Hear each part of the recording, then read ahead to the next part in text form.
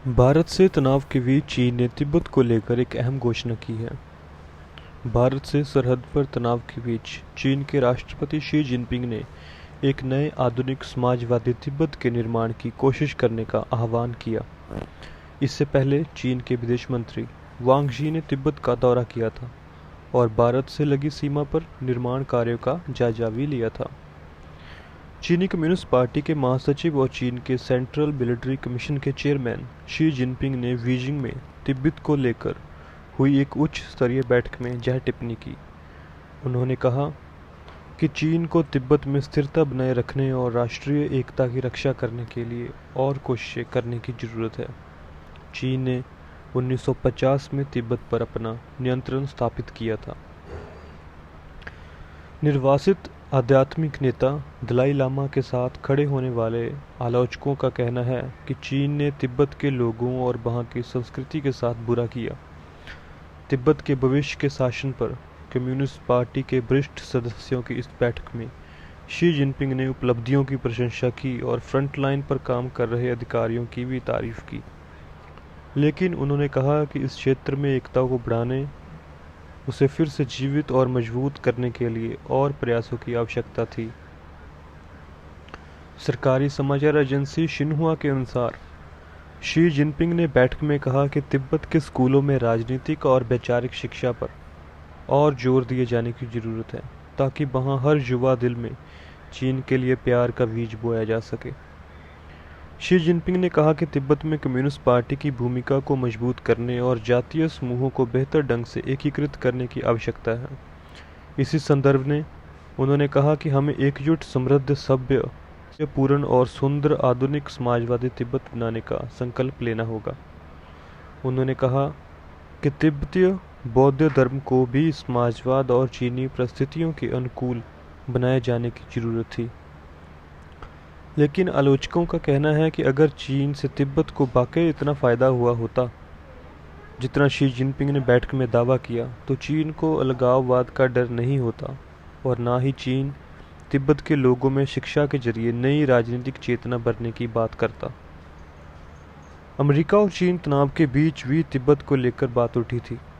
जुलाई में अमेरिकी विदेश मंत्री माइक पोम्पियो ने कहा था कि अमेरिका तिब्बत में राजनयिक पहुंच को रोकने और मानवाधिकारों के हनन में लिप्त कुछ चीनी अधिकारियों के वीजा को प्रतिबंधित करेगा। उन्होंने यह भी कहा कि अमेरिका तिब्बत की सार्थक स्वायत्तता का समर्थन करता है। मुख्यतः बौद्ध धर्म को मानने वाले लोगों के इस सुदूर इलाके को संसार की छत के नाम से भी जाना जाता है। चीन ने तिब्बत का दर्जा एक स्वायत्तशासी क्षेत्र के तौर पर है।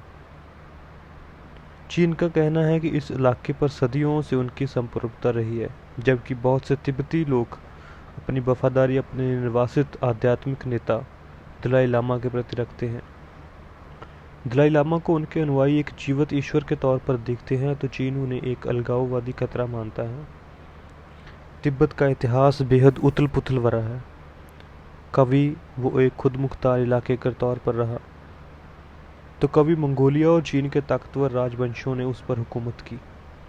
लेकिन साल 1950 में चीन ने इस इलाके पर अपना झंडा लहराने के लिए हजारों की संख्या में सैनिक भेज दिए। तिब्बत के कुछ इलाके को स्वायत्त शासी क्षेत्र में बदल दिया गया और बाकी इलाकों को इससे लगने वाले चीनी प्रांतों में मिला दिया गया।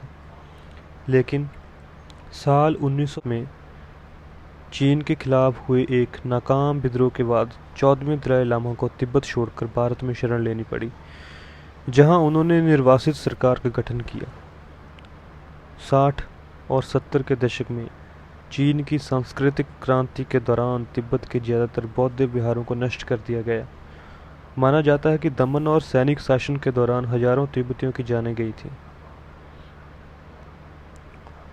चीन और तिब्बत के बीच विवाद तिब्बत की कानूनी स्थिति को लेकर है। चीन कहता है कि तिब्बत 13वीं शताब्दी के मध्य से चीन का हिस्सा रहा है, लेकिन तिब्बतियों का कहना है कि तिब्बत कई शताब्दियों तक एक स्वतंत्र राज्य था और चीन का उस पर निरंतर अधिकार नहीं रहा। मंगोल राजा कुबलाई खान ने जुआन राजवंश की स्थापना की थी और तिब्बत ही नहीं बल्कि चीन, वियतनाम और कोरिया तक अपने राज्य का विस्तार किया था।